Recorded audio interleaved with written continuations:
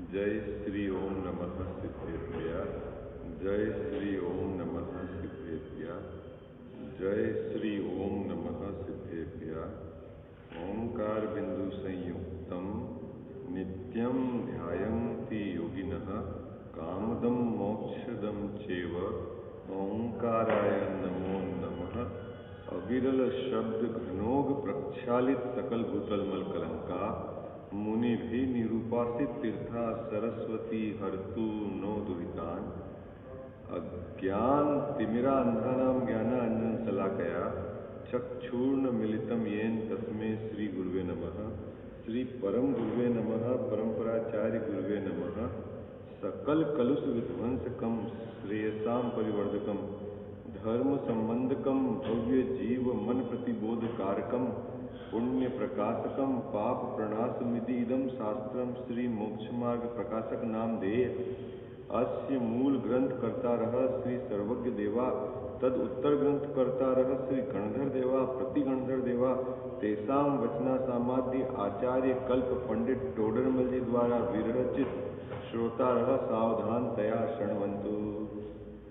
मंगलम भगवान वीरो मंगलम गौतमो गणी मंगलम कुंज कुंदाद्यो जैन धर्मोस्तु मंगलम सर्व मंगल मांगल्यम सर्व कल्याण कारकम प्रधानम सर्वधर्मानां जैनम जयतु शासनम। जैनम जयतु शासनम। जैनम जयतु शासनम। नमः श्री समयसाराय स्वानुभूत्या चकासते चित् स्वभावाय भावाय सर्वभावान्तरे छिदे। मिथ्या भाव अभाव ते जो प्रगटे निज भाव सो जयवंत रहो सदा यही एक मोक्ष उपाय। यही मोक्ष उपाय। सर्वज्ञ शासन जयवंत वर्ते निर्ग्रंथ शासन जयवंत वर्ते। हे यही भाव विचिन्न मन में रहता सर्वज्ञ शासन जयवंत वर्ते निर्ग्रंथ शासन जयवंत। जय बोलो देवशास्त्र गुरु की। दूसरा अधिकार मोक्ष मार्ग प्रकाशक ग्रंथ संसार के स्वरूप का यहाँ चित्रण किया गया है। संसार में अनंत जीव हैं और सभी जीव कर्म के बंधन से युक्त हैं। सभी जीव दुखी हैं। दुख है सो कर्म का बंधन का है। इस जीव को सुखी होना है तो इसको कर्म के बंधन से मुक्त होना है और यही इसके लिए परम हित है और यही इसका कर्तव्य है। इतनी सरल बात है। कितनी सरल बात है। जीव दुखी है, कर्म के बंध से दुखी है और कर्म के बंध से छूटना ये इसके लिए परम हित का कार्य है और यही इसको करना है। ठीक है। अपने को क्या करना है। अपना लक्ष्य क्या है बाबूजी। अपना लक्ष्य क्या है। कर्म से छूटना है ना। अपने को अपना लक्ष्य ये है। अब वहां से बात शुरू करके टोडरमल जी साहब पूरे 1.5 पेज में ये सिद्ध कर रहे हैं कि जीव अनादि से है। 6 द्रव्य अनादि से है। 6 द्रव्य स्वयं सिद्ध है और जब से जीव संसार में है तब से ये कर्म के बंध से युक्त है। क्या बात सिद्ध कर रहे हैं इस पूरे 1.5 पेज में। जब से यह जीव संसार में है तब से। ऐसा नहीं है कि पहले जीव कर्म के बंध से मुक्त था और फिर कर्म बंधा। ऐसा नहीं है। ये पैराग्राफ यहां पर सिद्धि चल रही है। क्या ऐसा नहीं मानना कि पहले तो मेरे को कोई कर्म का बंध नहीं था और फिर मैंने रागादिक किए और कर्म का बंध हुआ। ऐसा है नहीं। ठीक है। तो फिर साहब नवीन कर्म तो बंध जीव के रागादिक के निमित्त से होते हैं। हाँ बिल्कुल। नवीन कर्म का बंध में जीव के रागादिक का निमित्त पड़ता है लेकिन अनादि बंध में निमित्त नहीं पड़ता। क्या बात पक्की हो गई अपनी है। नवीन कर्म के बंध में जीव के रागादिक का निमित्त पड़ता है, लेकिन अनादि बंध में निमित्त नहीं पड़ता। यदि अनादि में भी निमित्त माने तो वह अनादि नहीं होता। अरे कुछ बात पकड़ में आ रही नहीं आ रही है आपको? एक एक बात के तर्क है टोडरमल साहब के, बहुत सुंदर। क्या यदि अनादि में निमित्त माने तो फिर अनादि कहाँ रहा? वो तो नवीन हो गया। तो अनादि से मैं संसार में हूं और जब से मैं संसार में हूं तब से मैं कर्म के बंध से युक्त हूं। इतनी बात तो अपने को नक्की करनी पड़ेगी। तो फिर साहब एक बात हो रही कि जीव के भाव कर्म और द्रव्य कर्म में निमित्त नैमित्तिक संबंध है। हाँ साहब बिल्कुल है। क्या संबंध है? निमित्त नैमित्तिक संबंध है। मतलब उधर द्रव्य कर्म का उदय हो और इधर जीव के भाव उस प्रकार के हों, और इधर जीव के भाव जिस प्रकार के हों तो उधर द्रव्य कर्म का बंध होता है। इनमें निमित्त नैमित्तिक संबंध पूरा है, लेकिन इतरेतराशय दोष नहीं है। क्यों नहीं है? हाँ, जिस कर्म का उदय में जीव के भाव होते हैं और जो भाव जीव करता है उससे वही कर्म नहीं बनते हैं, दूसरे कर्म का बंध होता है। आई बात समझ में? इसलिए उसमें इतरेतराशय दोष नहीं है। ये बात आ गई। ठीक। उसके बाद टोडरमल साहब ने ये सिद्धि करी है कि यदि बिना निमित्त के जीव रागादिक करे, क्या सिद्धि करी है टोडरमल साहब ने? बिना निमित्त के जीव रागादिक करे, बिना कर्म के उदय से जीव रागादिक करे, तो जीव का स्वभाव राग मानना पड़ेगा, क्योंकि स्वभाव उसको ही कहते हैं जिसमें निमित्त नहीं पड़ता। क्या क्या बात नक्की हो गई? स्वभाव उसी को कहते हैं जिसमें निमित्त नहीं पड़ता, और जिसमें निमित्त पड़े वह स्वभाव नहीं है। क्यों? स्वभाव मतलब स्वयं का भवन, जिससे यह बना हुआ है, जिससे यह चीज बनी हुई है, उसको निमित्त की क्या जरूरत है? वो तो बिना निमित्त से होता। तो यदि हम ऐसा माने कि बिना कर्म के उदय से, बिना कोई निमित्त से जीव रागादिक करे, तो हमें ये मानना पड़ेगा कि जीव का स्वभाव रागादिक है। तो युक्ति से ऐसा लगता नहीं, क्योंकि स्वभाव का कभी भी अभाव नहीं होता। क्या हो जी? स्वभाव का कभी भी अभाव नहीं होता। आपको बहुत तेज क्रोध आया होगा, ये आपके बराबर ज्ञान में है कि नहीं? कभी मुझे बहुत तेज गुस्सा आया और अभी गुस्सा कम है, तो वो जो तेज गुस्सा आया वो कहाँ चला गया? वो चला गया। लेकिन उस समय जो जानने वाला ज्ञान और अभी जो जानने वाला ज्ञान, वो कभी जाता है क्या? जो है ना, जो आता है और जाता है वो मेरा नहीं है। आई बात समझ में? इतनी बात आपको बहुत मोटी बुद्धि से पकड़ लेनी है। क्या पकड़ लेनी है बाबू जी? जो आता जाता है वो मेरा नहीं है, वो है ना, क्यों? और जो मैं हूं, अगर उसमें ही कोई आता जाता रहे तो फिर मेरा अस्तित्व ही समाप्त हो जाए। मेरा एक अंश कहीं नहीं जाता, और उस एक भी मेरे में एक अंश की मिलावट नहीं होती। ये मेरी बात नहीं है, ये छह द्रव्य की और जगत की वस्तु व्यवस्था की बात है ना? कोई में कोई मिलावट नहीं कर सकता। नहीं, मिलावट का धंधा तो है ना, अपन बोलते हैं ना मिलावट का ही काम है। अभी बात घी में मिलावट हो रही है, तेल में मिलावट हो रही है, सब में मिलावट हो सकती है बाबूजी? है ना? मिलावट नहीं हो सकती है, तो फिर साहब मिलावट क्यों कहते हैं? अरे वो आपका ज्ञान इतना कमजोर है कि दो की भिन्नता नहीं पकड़ पाता, तो आपने उस कमजोरी को जगत में नाम दे दिया। बाकी दो द्रव्य को कोई मिला सके? है ऐसी किसी में सामर्थ्य है? नहीं नहीं, ऐसी सामर्थ्य चक्रवर्ती में नहीं है। अरे चक्रवर्ती में नहीं है, इंद्र में भी नहीं है। इंद्र तो छोड़ो, किसमें? हाँ, भगवान में भी नहीं है, तीर्थंकर में भी नहीं है। काम ये वस्तु व्यवस्था है भाई। कैसी व्यवस्था है बाबूजी? है वस्तु व्यवस्था है। इतनी बात अपने को यहाँ पर नक्की करनी है। क्या क्या नक्की हो गया ये आपको पूरा मैंने रिवीजन कर दिया। अब अपन उसके आगे का प्रकरण चलेंगे। तब साहब शिष्य का प्रश्न है, एक प्रश्न खड़ा हो गया। क्या हो गया कि आप कह रहे हो कि जीव का और कर्म का संबंध बंध अनादि से है। जब से यह जीव है तब से यह कर्म से बंधा हुआ है, और जीव तो अलग द्रव्य है और कर्म तो अलग द्रव्य है। अब ये दो अलग अलग चीज और अनादि से बंध है, ये मेरे समझ में नहीं आया। या तो दोनों को मिला के एक कह दो, या अनादि का दो अलग अलग द्रव्य में कैसे संबंध हो सकता है, वो शिष्य फिर प्रश्न खड़ा करता है। आई बात समझ में? बात पकड़ में आई बाबूजी? क्या प्रश्न खड़ा करता है शिष्य?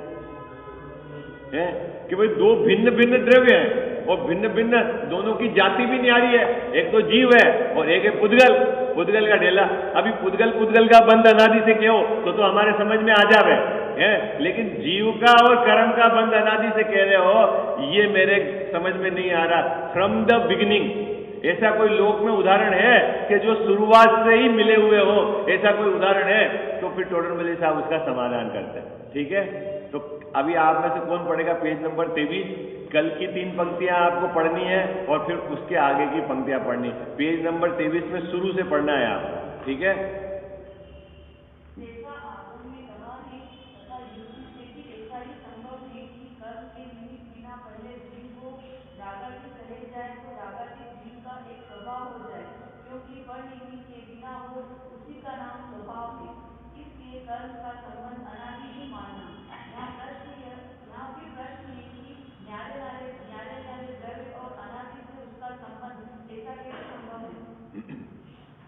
आ रही है ना आवाज? आ रही है आपको?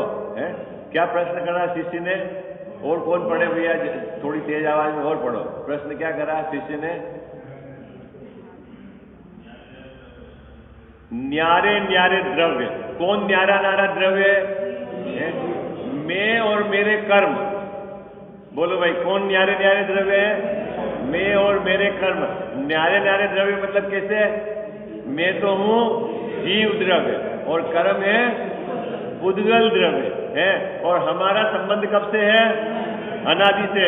यहां अनादि क्या समझना कि इसमें नया मिल रहा है और बिछुड़ रहा है, लेकिन बंध अनादि से।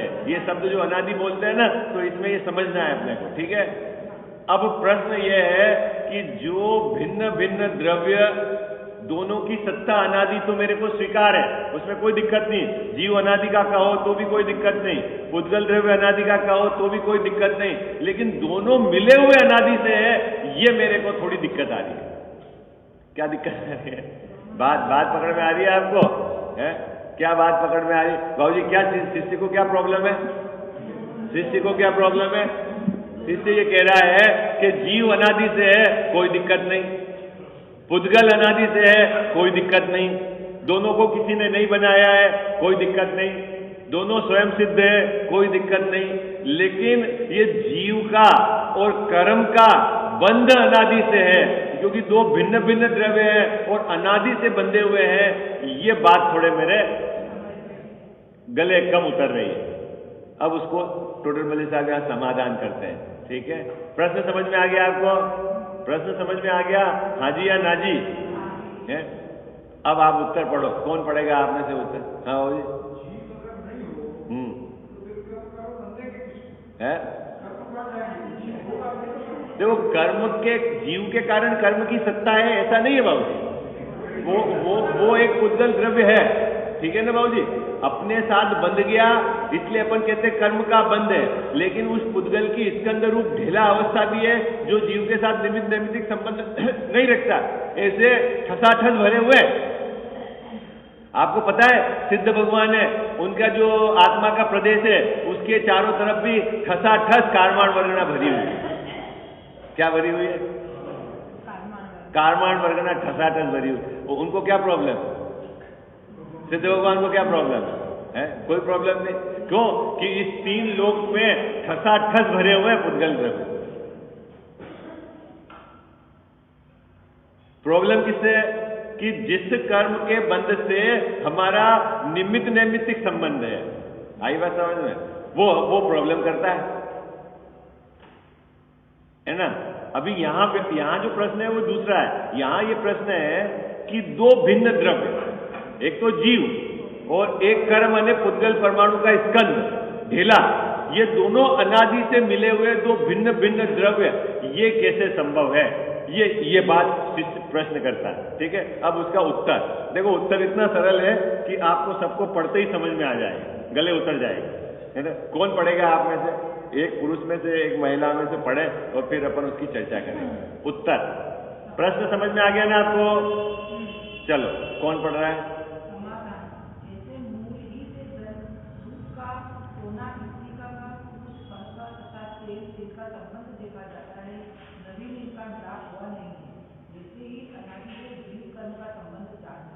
नवीन इनका मिलाप हुआ नहीं है। फिर तुमने कहा कैसे संभव है? अनादि से जिस प्रकार कई भिन्न द्रव्य हैं, वैसे ही कई मिले द्रव्य हैं। इस प्रकार संभव होने में दो वास्तविक नहीं होता। ठीक है, चलो कौन पढ़ेगा पुरुष वर्ग में से?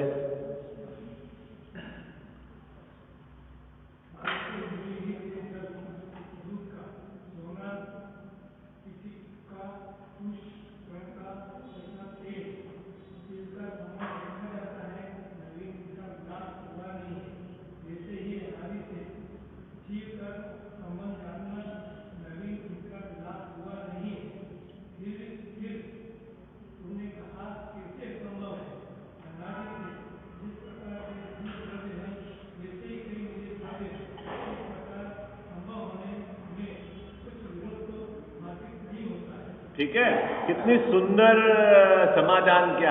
अनादि से कितने ही तो भिन्न द्रव्य हैं और कितने ही मिले हुए द्रव्य, उसमें कोई दिक्कत नहीं है। तो साहब कैसे दिक्कत नहीं है? तो टोडरमल साहब ने 4 लौकिक उदाहरण दिए, 4 लौकिक उदाहरण दिए।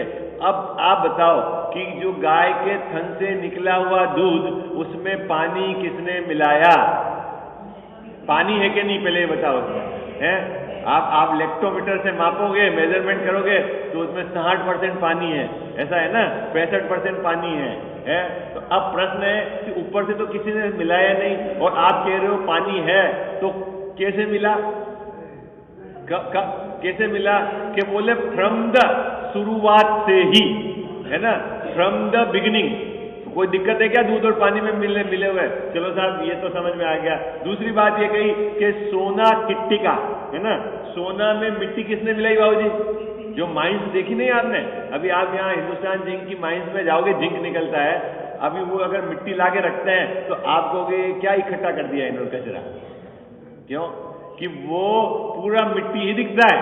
जिंक तो अलग होने के बाद आपको लगेगा अगर इस मिट्टी में ये भी है क्या, इस मिट्टी में चांदी भी है क्या? सिर्फ जो मिट्टी अपनी यहाँ की मिट्टी जैसी दिखती हो। किसने मिलाया उसको? है केवल अनादि से मिले हुए हैं। ठीक है, कब से अनादि से पड़े हुए हैं। ठीक है, तो साहब एक हो गए क्या? अरे बोलो हाँ जी या नहीं भाई? अनादि से पड़े हुए तो एक हो गए क्या? यदि एक हो जाते तो बाबूजी फिर आप अलग अलग कैसे करते हो? हैं, एक हो जाते तो अलग अलग कैसे करते? और अलग अलग हैं इसलिए अलग अलग हुए, बाकी अलग कैसे होते? अगर ये जिंक मिट्टी हो जाता और मिट्टी जिंक हो जाती तो फिर क्या होता है? तो फिर तो अलग कैसे होता? और फिर है अभी इसमें बहुत मजेदार बात है बाबूजी। इसके अंदर सबसे पहले तो अगर इस जीव को ऐसा विश्वास नहीं होगा क्या कि इस मिट्टी में जिंक अलग है और मिट्टी अलग है, तो वो अलग करने का प्रयास करेगा? अरे हाँ जी या ना जी? यदि जैसे आपको पता नहीं चले कि भाई ये सोने में मिट्टी अलग है और सोना अलग है, ये 18 टन का सोना 24 टन का बन सकता है। ठीक है, कैसे बन सकता है बाबूजी? कैसे बन सकता है? कि इसकी अशुद्धियां जला देवे, अशुद्धियां निकाल देवे। इसका मतलब है कि जलाने पर सोना तो नहीं जलता। क्या जलेगा? क्या जलेगा? बोलो हाँ जी या ना जी? तो आप घबराते हो आप? अरे सोने को आपने दिया सुनार को बनाने के लिए और आपने अंगूठी दी और बाबूजी वो जला रहा है, लाल हो गई, पिघल गई, तो आपको लगता है अरे सोना नष्ट हो गया है? अरे हाँ जी या ना जी? नहीं होता। क्या लगता है आपको? सोना बराबर है। ठीक उसी प्रकार हमारी परिवर्तित होने वाली अवस्था में मैं बराबर हूं, है। इस अनादि से कर्म के साथ बंधा हुआ होने पर भी मेरे में कर्म का कोई भी पार्ट प्रवेश नहीं करा है, ऐसा जब अंदर में विश्वास आ जाए तो ये जीव निहाल हो जाए। क्या विश्वास लाना है बाबू जी अपने को? जो अनादि से पड़ा है, हुआ क्या है? अनादि से कर्म के साथ बंधो क्या हुआ है? शरीर के साथ पड़ा हुआ है, महा अपवित्र शरीर उसके साथ पड़ा हुआ है, लेकिन पड़ा रहने से मेरे में थोड़ी अपवित्रता आ गई, मैं तो सदा से परम पवित्र तत्व हूं, ऐसा इस जीव को विश्वास हो जाए। क्या है? हुआ? अपने को कॉन्फिडेंस आता कि नहीं आता? ऐसा विश्वास आता कि नहीं आता है? पहले विश्वास होगा, फिर पुरुषार्थ किया जाएगा। अगर आपको विश्वास ही नहीं हुआ कि दूध में घी है तो कौन घी निकाले? तेल में से किसी ने घी थोड़ी निकाला है भाई। जिसको विश्वास नहीं है कि भाई इसमें रेत को कौन ने पहला भाऊजी पहला? क्या पहले में पहला तो ये नक्की करो कि इस दूध में घी है, और क्या नक्की करो? घी बिल्कुल न्यारा है, भिन्न पड़ा हुआ है, निकलेगा। फिर जो विधि होगी वो विधि तो एडॉप्ट करनी पड़ेगी, बिना विधि के तो घी निकलेगा नहीं, ये बात तो नक्की है। लेकिन निकालने का काम कब शुरू होगा? पहले इसको विश्वास तो हो, नक्की तो करे ये जीव के ऐसे ही पहले अपने को नक्की करना है। क्या नक्की करना है? कि अनादि से कर्म के साथ बंद होने पर भी कर्म का कोई भी भाग मेरे में प्रवेश नहीं करा। ओहो, अनादि से विकारी भावों में ये रुलता रहने पर भी मेरे आत्मा में वह कुछ भी अंदर घुसा नहीं है। कैसा हूं मैं बाबूजी? प्रूफ हूं, प्रूफ। किससे? सब अशुद्धियों से मैं प्रूफ हूं, कुछ अंदर प्रवेश नहीं करी। इस बात का विश्वास हो तब तो इसकी परिणति में पवित्रता आ सकती है, बाकी तो बहुत कठिन काम है। अपने को आया कि नहीं आया विश्वास? नहीं बताओ है, बोलो है। अरे इस 70 साल के मेले पुराने शरीर में रहने पर भी बाबूजी मैं 70 साल का थोड़ी हूं। कौन है 70 साल का? अरे बोलो ना कौन है? वो जो हो, मैं तो कैसा हूं? मैं अनादि है, मैं पत्नी बच्चों के बीच में रहने वाला, तो इनसे मेरा कोई संबंध थोड़ी है। वो नारा द्रव्य है, मैं न्यारा द्रव्य हूं। अरे बोलो ना हाजी या नाजी है, हाजी या नाजी है, कौन है? परेशानी क्या है अपने को? परेशानी बाबूजी वो साथ में इसकी नहीं है, परेशानी ये मेरे अनुसार चले इसकी है। परेशानी साथ में रहने से थोड़ी परेशानी है? रहो ना हजारों लोग साथ में, लेकिन आप में जहां ये मेरे हिसाब से हो, ये मेरे हिसाब से हो, परेशानी शुरू क्यों? गजाव साहब क्या परेशानी है? शरीर स्वस्थ रहे तो भी क्या प्रॉब्लम, और अस्वस्थ हो तो भी क्या प्रॉब्लम? मेरा है ही नहीं वहां पे, क्या दिक्कत? अरे हाजी या नाजी कुछ तो बोलो है। कठिन है काम? किसकी प्रॉब्लम है? तो किसकी प्रॉब्लम है भाई? मेरी प्रॉब्लम है कि मैं उसको स्वस्थ रखना चाहता हूं, बाकी आप सोचो जो है सो है, फिर क्या प्रॉब्लम है? और मैं वो हूं नहीं। भिन्नता तभी तो है। भिन्न किसको कहते बाबूजी? अपने को भिन्नता लगती है कि नहीं कि ये पड़ोसी का घर है, ये मेरा घर है, लेकिन ये जो मेरा घर जो मैं बोल रहा हूं इससे भी मैं भिन्न हूं, जिसको मेरा बोल रहा हूं। अच्छा, ये जो शरीर जिसको मेरा बोल रहा हूं इससे भी तो मैं भिन्न हूं। ये जो कर्म में बोल रहा हूं इससे भी तो मैं भिन्न हूं। ये जो शुभ शुभ भाव है इससे भी तो मैं भिन्न हूं। तो भिन्नता बढ़ाओ ना आप, जहां जहां तक भिन्न हो वहां तक भिन्नता ले जाओ ना है?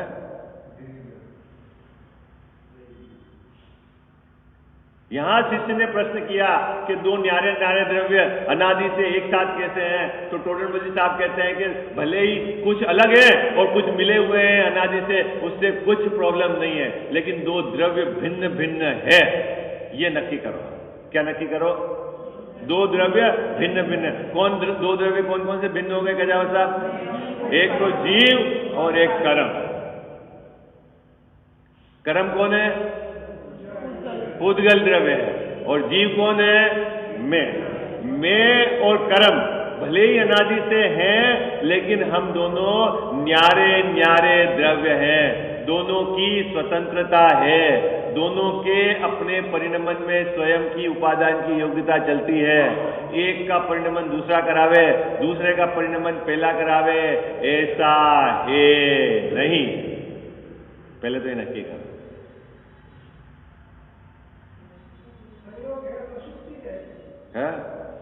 संयोग है तो अशुद्धि है, उसमें कहां दिक्कत है?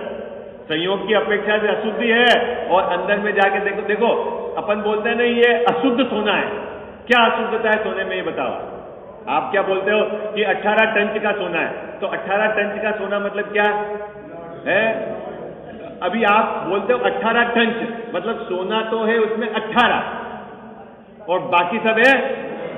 यही तो बोलते हैं ना 18 टंच का है, 20 टंच का माल है, 24 टंच का। ये 24 18 ये क्या है? ये क्या बताता है गजावत्ता? 18 टंच क्या बताता है? अरे बोलो ना। 18 टंच, ये 18 क्या बताता है? ये बताओ ना, 18 क्या बताता है? अरे 18 तो ये सोने का इंडिकेशन है ना, शुद्धता का इंडिकेशन है ना। ये क्या क्या इंडिकेशन है भाई? 18 टंच का सोना, मतलब इसमें सोना 18 टंच का विद्यमान है और बाकी सब मिलावट है। तो ये जो है उसका इंडिकेशन है ना, है? कजाव साहब क्या कहीं का इंडिकेशन है? अपन बोलते हैं ये 24 टंच, ये 22 टंच। क्या है 22 टंच? ये सोना है ना। और बाकी तो अपन जब भी पैसे देते हैं तो किधर देखते हैं बाबूजी? किधर देखते हैं पैसे देते समय? अबे आप सोना खरीदने गए, ठीक है, उसने मान लो आपको 1 किलो सोना दिया 22 टंच का, ठीक है, तो आप कितना पैसा दोगे उसको? सोने का भाव मान लो अभी 30,000 रुपए है ना, 30 लाख रुपए किलो है, ठीक है, कितना दोगे आप? है कितना पैसा दोगे? अरे जितना सोना है उतना ही पैसा दोगे ना, ठीक है ना। तो सोने को देखकर पैसा दोगे ना आप।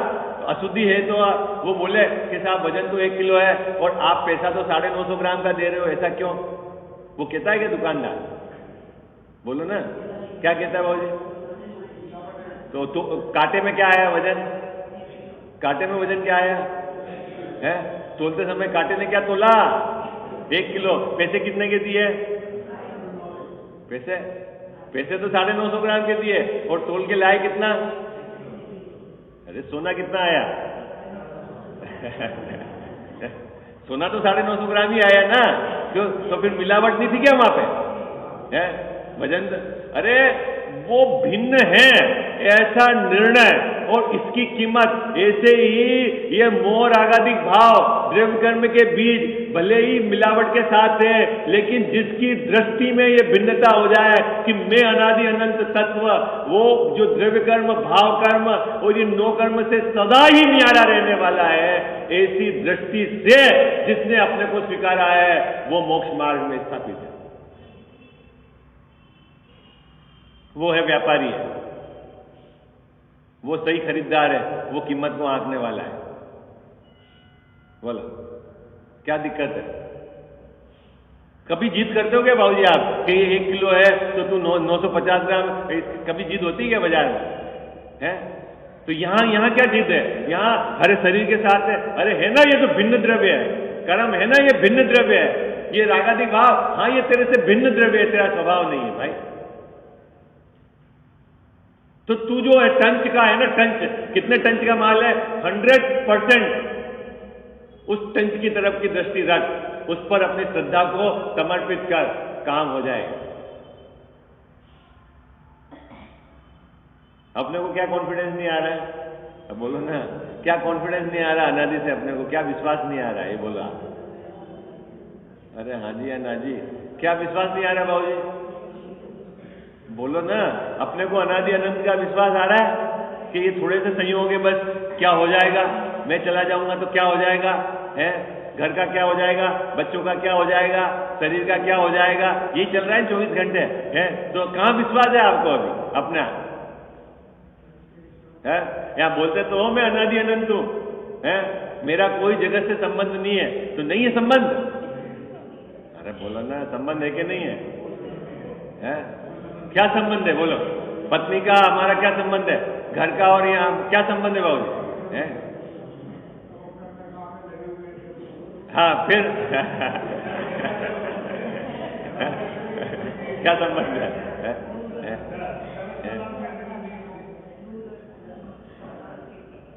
ये कॉन्फिडेंस लाना है अपने को अभ्यास करके, आई बात समझ में, ये श्रद्धा का स्तर उस स्तर का पहुंचेगा, कोई सम्यक दर्शन ऐसा नहीं बाबूजी कि कुछ अचानक कुछ हो जाने वाला है, इसी धीरे धीरे अभ्यास करके जगत की वस्तु व्यवस्था का अंदर में स्वीकृति श्रद्धा सच्चान रूप सही रूप हो जावे, इससे ये बढ़ती जाएगी, यही अभ्यास है।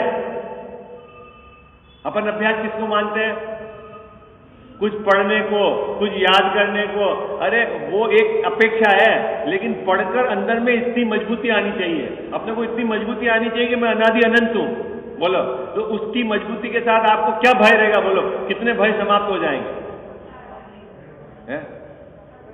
स्वतंत्र द्रव्य की स्वतंत्र अपनी व्यवस्था है, ऐसा विश्वास होने पर बोलो आपको क्या डर रहेगा, अपने को डर काहे का है कि हमको वो विश्वास नहीं है, बोलते तो हैं अपन यहां पर, लेकिन अपने को कॉन्फिडेंस नहीं है, अपने को वो कॉन्फिडेंस ही बढ़ाना है अभ्यास करके, क्या बढ़ाना है अपने को कॉन्फिडेंस बढ़ाना है, यूं याद कर लेना है वो एक जुदी बात है, उसमें कोई दम नहीं है। चलें आगे, यहां टोटल साहब क्या कह रहे हैं कि जैसे दूध और पानी, सोना और मिट्टी, तिल के अंदर तेल किसने डाला,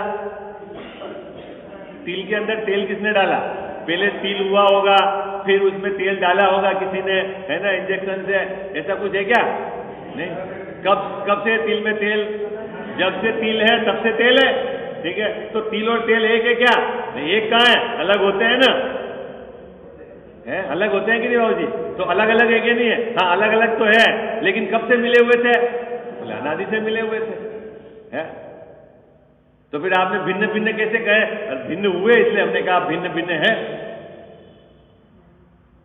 हुए ना भिन्न भिन्न, इसलिए हमने कहा भिन्न भिन्न है, नहीं तो अगर भिन्न नहीं होते तो हम कह देते एक है,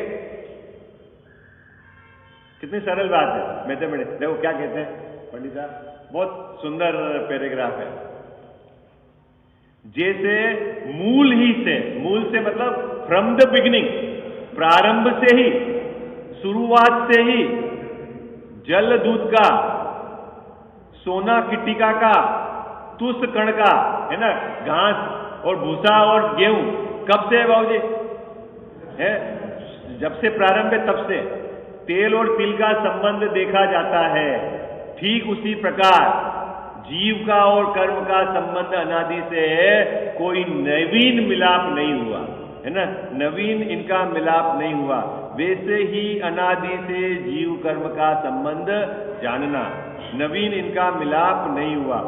फिर तुमने कहा कैसे संभव है, कैसे पॉसिबल है, उन्होंने ऊपर प्रश्न पूछा था ना कि कैसे संभव है, कहां पूछा बाबूजी प्रश्न, शिष्य ने पूछा है, दो प्रश्न, उनका अनादि से संबंध कैसे संभव है, तो टोडरमल साहब उसका उत्तर देते हैं, अनादि से जिस प्रकार कई भिन्न द्रव्य हैं वैसे ही कई मिले हुए द्रव्य हैं, इस प्रकार संभव होने में कुछ विरोध तो भाषित नहीं होता, ठीक है, मिले हुए हैं, खूब अलग है, उसमें क्या दिक्कत है, अलग है जो अलग है और मिले हुए हैं सो मिले हुए हैं, बहुत सारे पुद्गल द्रव्य, जैसे पुद्गल द्रव्य भिन्न है ना, कई बहुत सारे जीव द्रव्य पुद्गल द्रव्य के साथ मिले हुए हैं, उसमें कोई प्रॉब्लम नहीं, ठीक है, तो आप फिर उसका प्रश्न शिष्य का, अपन प्रश्न पढ़ देते हैं, कल इसका समाधान करेंगे। संबंध अथवा संयोग कहना तो तब संभव है जब पहले भिन्न हो और फिर मिले, कितना सुंदर प्रश्न है? ये हमारे समधी है, अपन नहीं बोलते हैं समधी, मतलब पहले वो अलग थे और हम अलग थे, फिर हमारे बेटे का संबंध हो गया, बेटी का संबंध हो गया, तो ये समधी हो गए, तो आप कह रहे हो कि अनादि से इनका संबंध है जीव कर्म का, तो पहले तो आप बताओ दोनों अलग थे, फिर मिले, तब तो समझी हुए। जब अनादि से साथ है तो फिर काहे के समझी? क्या प्रश्न शिष्य का समझ में आया आपको? शिष्य का प्रश्न समझ में आया आपको? ठीक है, मैं पढ़ता हूं, फिर अपन कल इसकी चर्चा करेंगे। संबंध अथवा संयोग कहना तो तब संभव है जब पहले भिन्न हो और फिर मिले। यहां अनादि से मिले जीव कर्मों का संबंध कैसे कहा है, ये प्रश्न है, फिर अपन इसकी कल चर्चा करेंगे।